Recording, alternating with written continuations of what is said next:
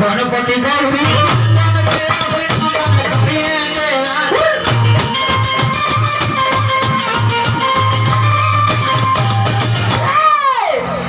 गाना बजाना तने गाना बजाना नहीं और भजन बोलो तो साफ गाना बजाना को सुनता देता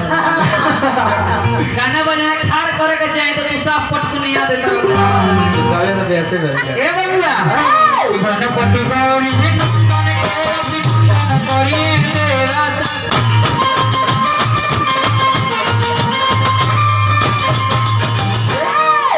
एगो ने एनहु समाज देखला के काम बा कौन पुरोहिया जी एनहु समाज देखला के काम बा ई समाज रोज के हो जी और टूटल भांगल बेंजी मास्टर सामने के ना काम करी सर स्टार बेंजी मास्टर से काम करी का जी गणपति गौरी नंदन के करी देवा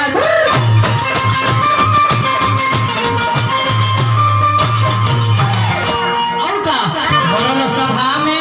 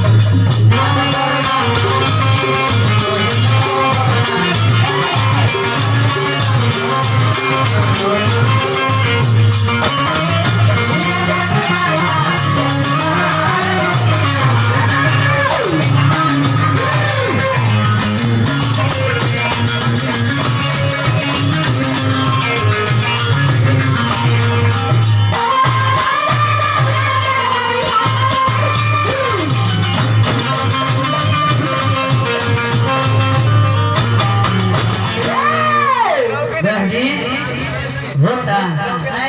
और वो मने होता नहीं क्या हो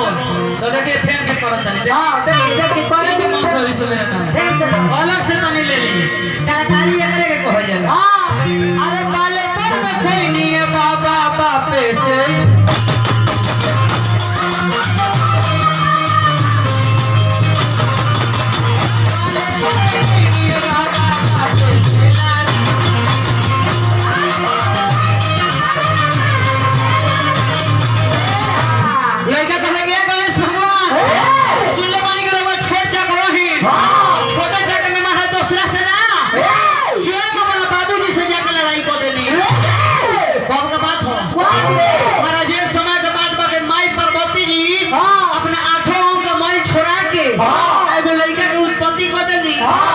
दुआरिया पर खड़ा कर देने कहनी के बेटा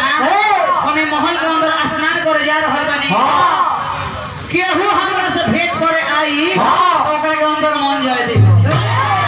प्रमाण में मिलला चाचा जी के शेर वहां भगवान भोलेनाथ पहुंच गइल बानी अब पहुंचल बानी जैसे घुसे अंदर जाना माना है तो जाना माना है शंकर भगवान पड़ गइले फेर में भाई महल हमार घर हमार द्वार हमार आ महल के अंदर में हरारू हमार तो तू रोके वाली कौन है सर भगवान भोले कहे बबुआ तोहर नाम का हो तोहरा तो तोहरा दादा का पूछल जाता तोहर नाम का हो विनायक विनायक नाम बड़ा सुंदर तोहर नाम हो और तोहर माई के पार्वती हां ये पार्वती के लइका पार्वती तोहर माई के नाम हो तोहरा बाबूजी के नहीं जाना माई के तोहरा का नाम हो पार्वती और तोहरा बाबूजी के नहीं जाना अरे ऐसा न लइका वाला महाराज माई के नाम जाने बाबूजी के नाम जानता नहीं था सही बात बा काहे कि आठों अंग के मोल छोड़ा के एगो लइका के उत्पत्ति कइले रही बाबूजी के थोड़ी नाम जानता माई के नाम जानता ए महाराज है तर्क वितर्क हो गइल शंकर भगवान अपन त्रिशूल चला के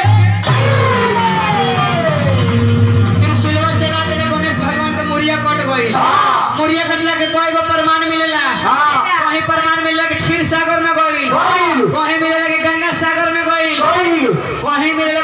लोग सागर में चल गई अब कहीं मिले लगी गोल लोग धाम में जाकर विलीन हो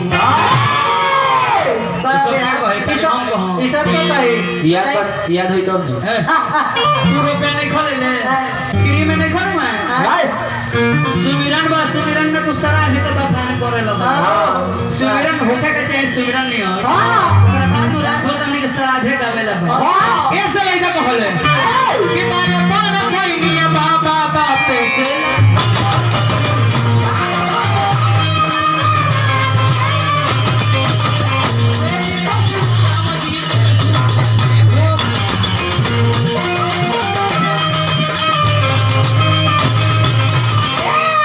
बाबा ज्यादा कुछ ना तो रौड़ी चोरन यहाँ के